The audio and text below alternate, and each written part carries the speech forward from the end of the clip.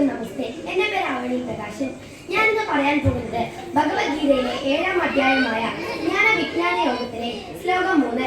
മനുഷ്യാണാം സഹസ്രേഷു കശ്ചിദ്യതതി സിദ്ധയേ യതതാമവിസിദ്ധാനാം കച്ചിന്മാം വേതി തത്വതഃ.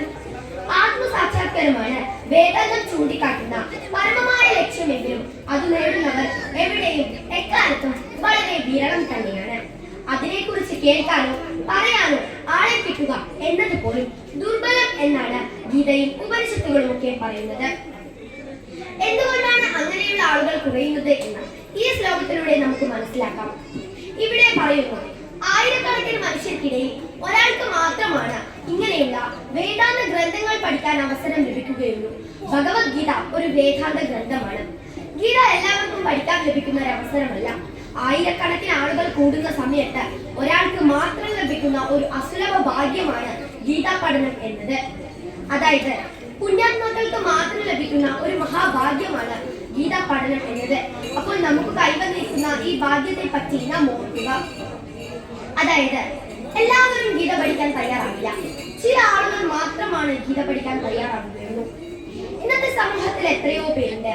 എന്തുകൊണ്ടാണ് എനിക്ക് ഈ ഭഗവത്ഗീത പഠിക്കാൻ അവസരം ലഭിച്ചത് എന്നതിന് ഒരു ഉത്തരമായാണ് ഈ ശ്ലോകം പറയുന്നത്. ഭഗവത്ഗീതയെ ചേർത്ത് പിടിച്ചുകൊണ്ട് നാം ഓരോ വ്യക്തിയും മുന്നോട്ടേക്ക് പോകുന്ന സമയത്ത് നമ്മുടെ ജീവിതത്തിൽ വലിയ രീതിയിലുള്ള മാറ്റങ്ങൾ ഉണ്ടാകും എന്നതിന് സംശയവുമില്ല. ഗീതയെ ചേർത്ത് പിടിച്ചുകൊണ്ട് വിജയം കൈവരിച്ചവരിൽ ഒരാളാണ് സുനിത വില്യംസ്. അദ്ദേഹം ബഹിരാകാശത്തേക്ക് പോകുന്ന സമയത്ത് ഭഗവത്ഗീതയുടെ ഒരു കോപ്പിയും എടുത്താണ് പോയത്. അദ്ദേഹം പറയുന്നു, എന്റെ ആത്മധൈര്യം കൂട്ടാൻ ഈ ഭഗവത്ഗീത എന്ന ഗ്രന്ഥം സഹായിച്ചു എന്ന്. ഗാന്ധിജി പറയുന്നു, ഞാൻ എന്റെ അമ്മയെ പോലെയാണ് ഗീത കണ്ടത് എന്ന്. ഭഗവത്ഗീതയെ ചേർത്ത് പിടിച്ചുകൊണ്ട് ഗീത മാനനം ചെയ്ത് പഠിച്ചുകൊണ്ട് മുന്നോട്ടേക്ക് പോയ ഒരാളും ഇതുവരെ സമൂഹത്തിൽ താഴോട്ടേക്ക് പോയ കാഴ്ച നമുക്ക് കാണാൻ സാധിച്ചിട്ടില്ല. ഗീതയുടെ എല്ലാ മഹത്വവും ഭഗവത്ഗീതയുടെ ധ്യാന ശ്ലോകത്തിൽ തന്നെ പറയുന്നു.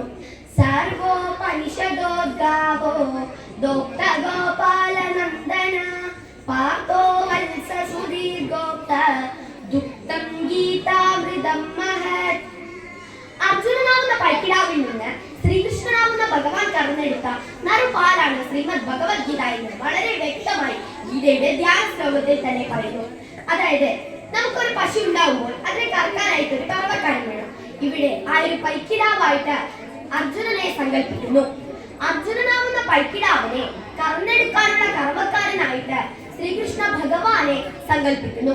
അങ്ങനെ അർജുനനാവുന്ന പൈക്കിടാവിൽ നിന്ന് ശ്രീകൃഷ്ണനാവുന്ന ഭഗവാൻ കറന്നെടുത്ത നറുപാലാണ് ശ്രീമദ് ഭഗവത്ഗീത എന്ന് വളരെ വ്യക്തമായി ഗീതയുടെ ധ്യാന ശ്ലോകത്തിൽ തന്നെ പറയുന്നു. പല സ്റ്റോപ്പുകൾ ഉണ്ടാവും. അപ്പോൾ ഗീതയെ ചേർത്ത് പിടിച്ചുകൊണ്ട് മുന്നോട്ടേക്ക് പോകുന്നവരുടെ സ്റ്റോപ്പ് എന്ന് പറയുന്നത് 18 അധ്യായമാണ്. ആ ഒരു സ്റ്റോപ്പിലല്ലാതെ ഗീതയെ ചേർത്ത് പിടിക്കുന്ന ഒരാൾ ഇറങ്ങരുത് എന്നാണ് എനിക്ക് പറയാനുള്ളത്. അപ്പോ ഗീതയെ ചേർത്ത് പിടിച്ചുകൊണ്ട് നാം ഓരോ വ്യക്തി മുന്നോട്ടേക്ക് പോകുന്ന സമയത്ത് 18 അധ്യായം എന്ന സ്റ്റോപ്പിൽ നാം എത്തുക ചെയ്യും. ഗീതയെ ചേർത്ത് പിടിച്ചുകൊണ്ട് എല്ലാവർക്കും മുന്നോട്ട് പോകാൻ സാധിക്കട്ടെ എന്ന് മാത്രം ആശംസിച്ചുകൊണ്ട് ഞാൻ എൻ്റെ വാക്കുകൾ ഉപസംഹരിക്കുന്നു. നന്ദി, നമസ്കാരം.